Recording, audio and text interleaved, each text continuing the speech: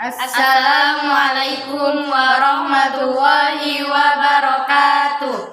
Kami dari kelompok 3 ingin menjelaskan sejarah turunnya Al-Quran. Assalamualaikum warahmatullahi wabarakatuh. Perkenalkan, nama saya Sita Ramadhani. Saya akan menjelaskan sejarah turunnya Al-Quran. Ketika usia Rasulullah 40 tahun, beliau sering mengasingkan diri di Gua Hira. Allah telah mengatur pengasingan diri beliau selama 3 tahun. Ketika usia beliau genap 40 tahun, tanda-tanda kenabian sudah mulai nampak, yaitu antaranya ada sebuah batu yang mengucapkan salam kepada beliau.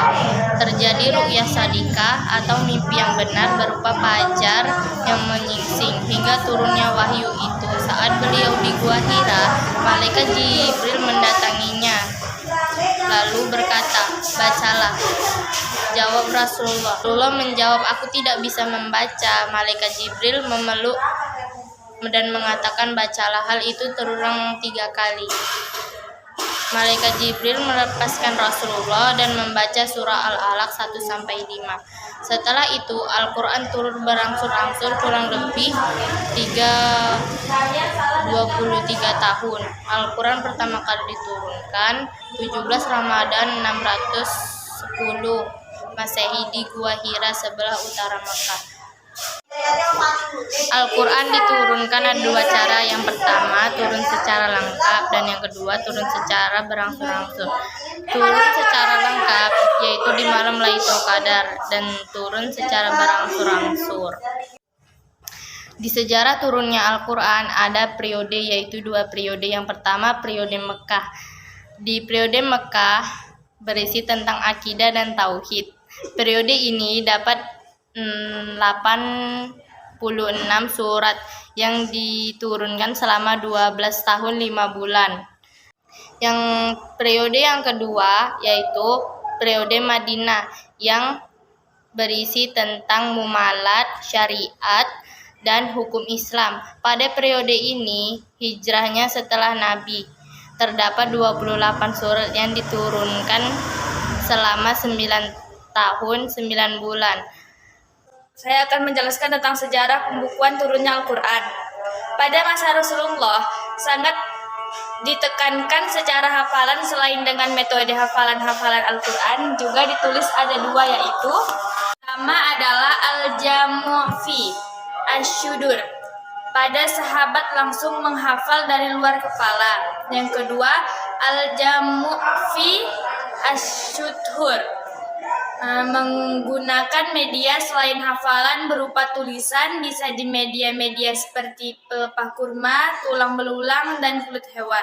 Pada masa Abu Bakar meletakkan kodifikasi Al-Quran karena khawatir musnahnya Al-Quran yang lebih banyak kesimpulan dan hafalan dan diingat para sahabat. Sedangkan para sahabat penghafal Al-Quran banyak yang gugur di pertempuran Yamamah. Kemudian Khalifah Abu Bakar bersedia mewujudkan pengumpulan ayat-ayat Al-Quran dan menuliskan kembali. Sahabat beliau yang ditunjuk sebagai pemimpin proyek tersebut bernama Zaid bin Sabit.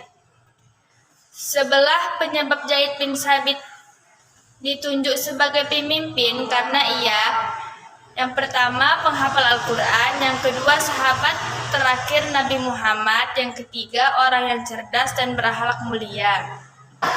Pada masa Utsman bin Affan terjadi pembedaan bacaan atau qiraat di antara umat Islam yang mengakibatkan perselisihan yang hebat di antara mereka. Saya ingin menjelaskan kodifikasi sejarah turunnya Al-Quran. Kodifikasi adalah sebuah proses pencatatan, pengumpulan, dan pembukuan.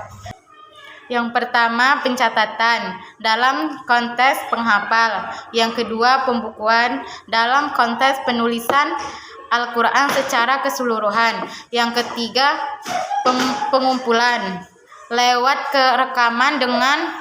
rekaman atau disebut murotal. Sekian penjelasan dari kami. Wassalamualaikum warahmatullahi wabarakatuh.